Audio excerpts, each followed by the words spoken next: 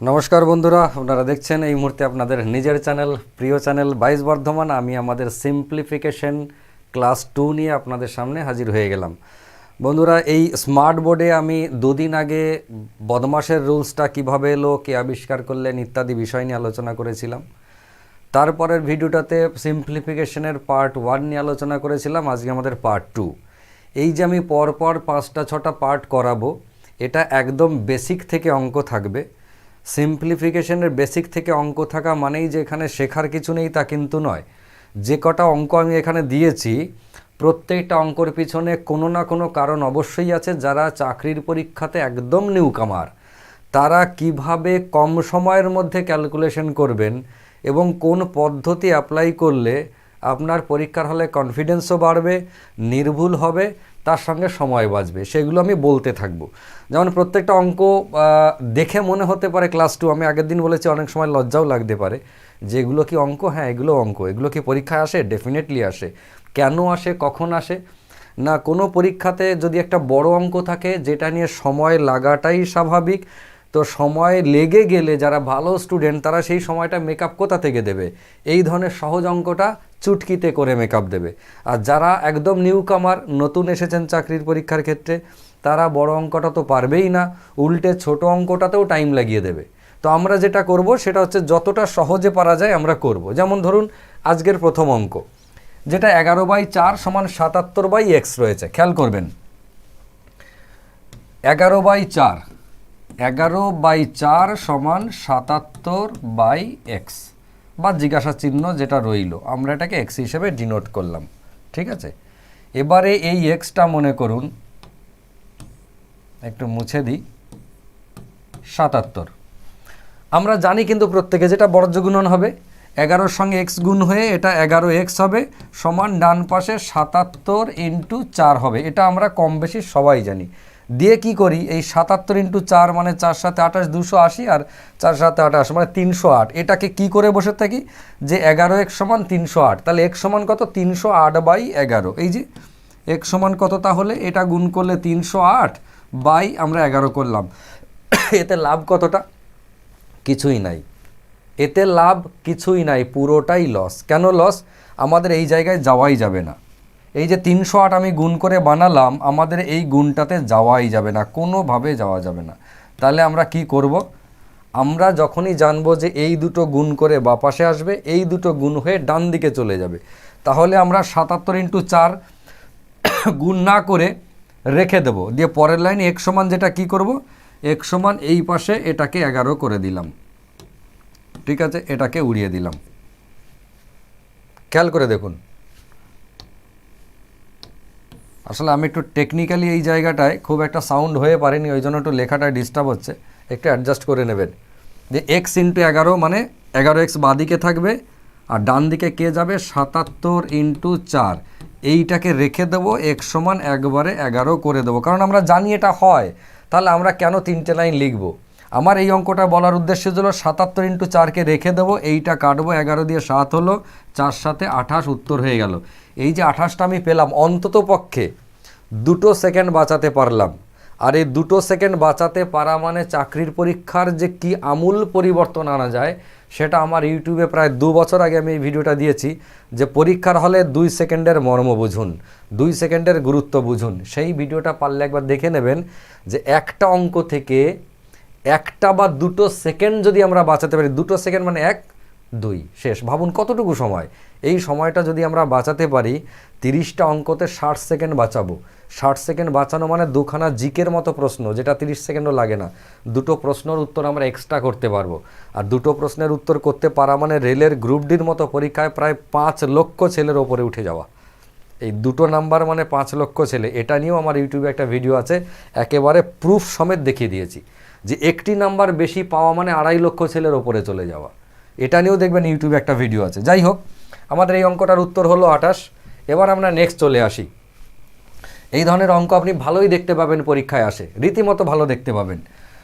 বদমাশের নিয়ম অনুযায়ী কার কাজ আগে? ফার্স্ট ব্র্যাকেটের কাজ আগে, তাই তো? তাহলে আমরা ফার্স্ট ব্র্যাকেটের আজকে করব, কিন্তু আমরা পরীক্ষার হলে কোনোভাবেই এটা লিখতে যাব না। লিখতে যাব না মানে কীরকম? লিখতে যাব না, মানে এটা ছোটোবেলায় লিখতাম 2 মাইনাস থার্ড ব্র্যাকেট শুরু 2 মাইনাস সেকেন্ড ব্র্যাকেট 2 মাইনাস 2 লিখে তারপরে এইটুকু করতাম কত হতো, এইটা মানে হচ্ছে 4, তারপরে সেকেন্ড ব্র্যাকেট শেষ, থার্ড ব্র্যাকেট শেষ, এরকম লিখতাম। তারপরের লাইনে আবার এতটা হতো, আবার ছোটো হতো, এইভাবে ছোটো করতে করতে আসতাম।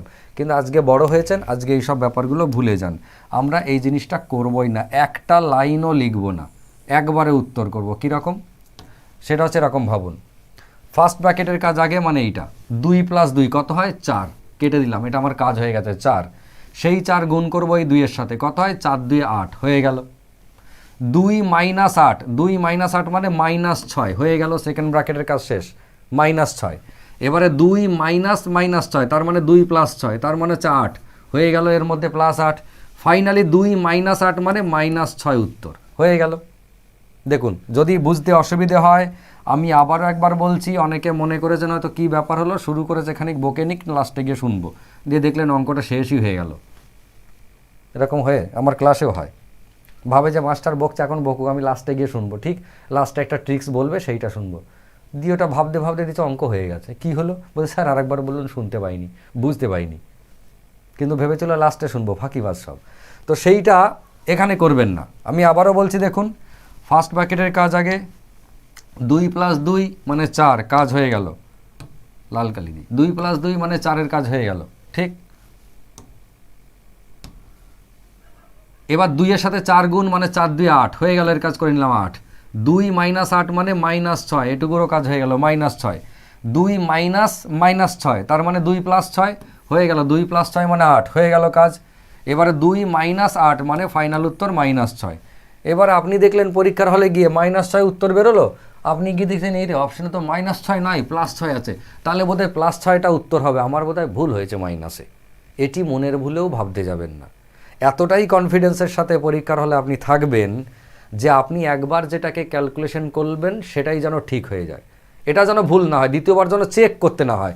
আপনার -6 উত্তর বেরিয়েছে মানে ওটাই -6 হবে, আপনি যদি 3বারও চেক করেন তবু -6 উত্তর হবে। এইরকম একটা কনফিডেন্স থাকলে তবে রিচেক করা লাগে না, এবং আপনার -6 সঠিক উত্তর হওয়া সত্ত্বেও ভুল অপশনে দাগ দিয়ে আসতে হয় না। তাহলে উত্তর কোনটা হবে? উত্তর হবে কিন্তু নান অফ দিস, মানে যেটা উত্তরে নাই, +6। ঠিক আছে, চলে আসি নেক্সট। দেখুন আগের অঙ্কটা, এই অঙ্কটাতে যেটা আমরা দেখতে পেয়েছিলাম সেইটা হচ্ছে ফার্স্ট ব্র্যাকেটটা কোথায় ছিল, সবার লাস্টে এইখানটায়। আমরা এই দিক থেকে ক্যালকুলেশন করতে করতে আসছিলাম, তার মানে আমরা রাস্তার একদিকটা তাকিয়ে রাস্তা পেরোচ্ছিলাম, কিন্তু এই অঙ্কটাতে আমাদেরকে রাস্তার দুদিক তাকাতে হবে। কেন? কারণ এই ফার্স্ট ব্র্যাকেটটা রয়েছে মাঝখানে, সেকেন্ড ব্র্যাকেট এদিকেও আছে এদিকেও আছে, থার্ড ব্র্যাকেট এদিকেও আছে এদিকেও আছে, তার মানে আমাদেরকে বোথ অ্যাঙ্গেলে ক্যালকুলেশন করতে হবে। মাঝখানে ফার্স্ট ব্র্যাকেট করে নিলাম, সেকেন্ড ব্র্যাকেটটা এদিকেও ভাববো এদিকেও ভাববো, থার্ড ব্র্যাকেট এদিকেও ভাববো এদিকেও ভাববো, এটা না ভাবলে কিন্তু সব শেষ।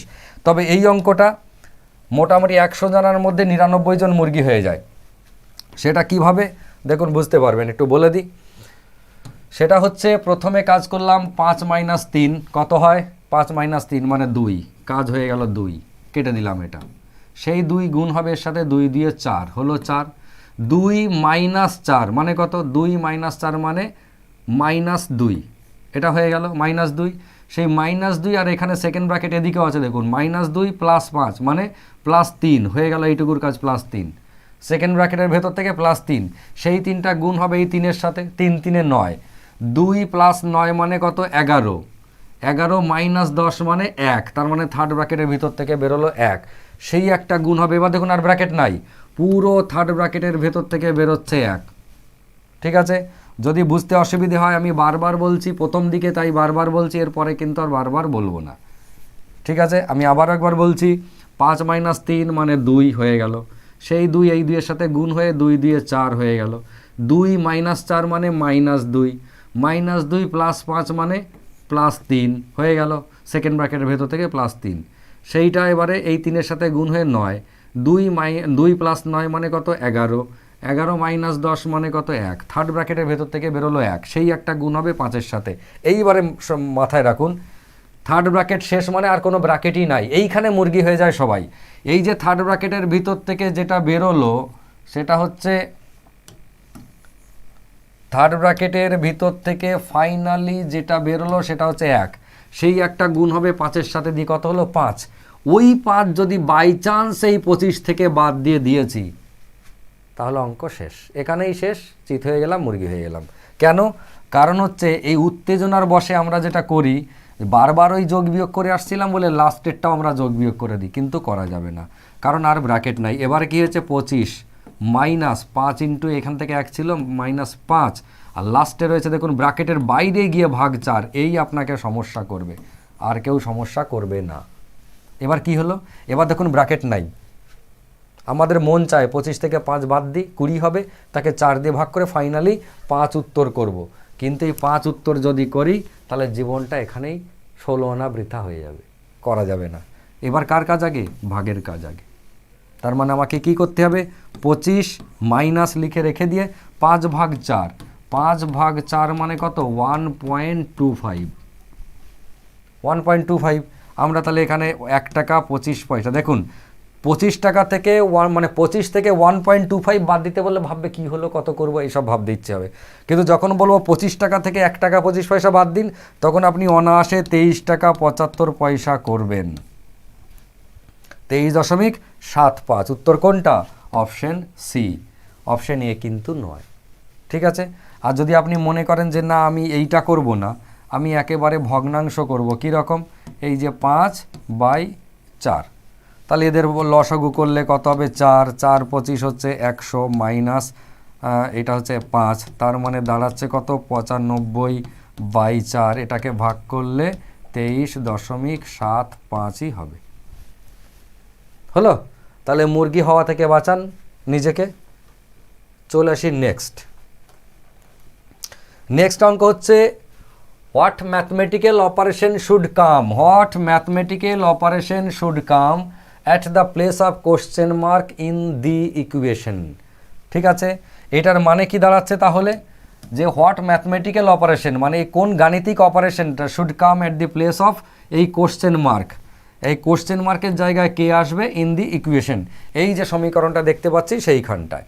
তা কোশ্চেন মার্ক কোথায় আছে, এইখানটায়। যখনই আমরা এই ধরনের অঙ্ক পাবো তখন আমাদের কাজ কি হবে, তখন আমাদের কাজ হবে যেখানে কোশ্চেন মার্ক আছে 2, কোশ্চেন মার্ক 6, একে ফিক্স করে দেবো, একে নড়াবো না, বাকিদের ক্যালকুলেশন করব।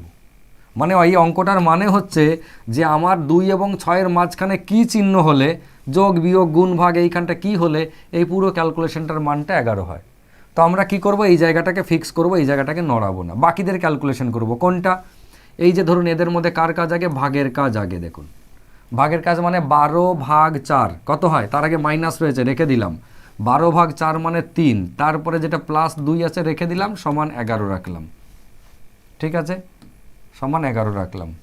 ওহ যন্ত্রণা দেয়, বড্ড জ্বালায় 3 কোটিটা।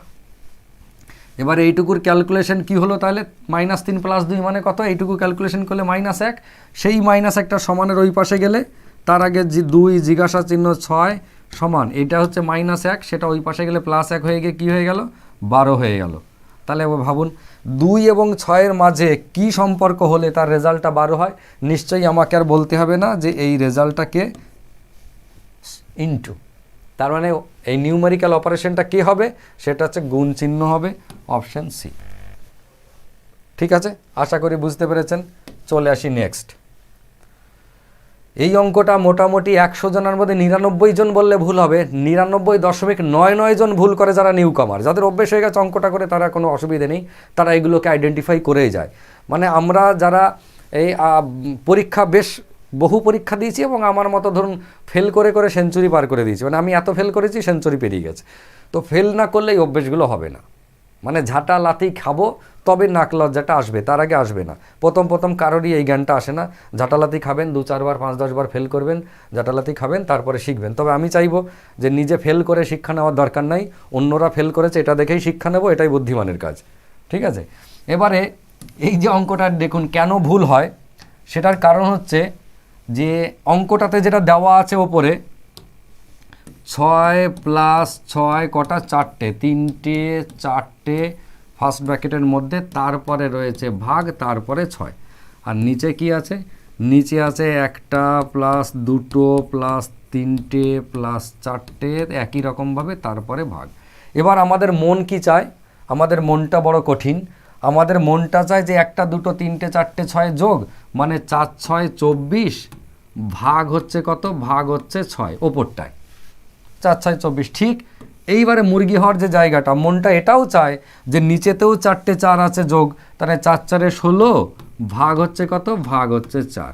তাহলে এবার মন কি চাইছে বলুন তো, 24 ভাগ 6 মানে কত হবে, 4 6 24 মানে ওপরে 4 আর নিচেতেও 4 4 16 মানে 4, 4/4 মানে ফাইনাল উত্তর কত, 1।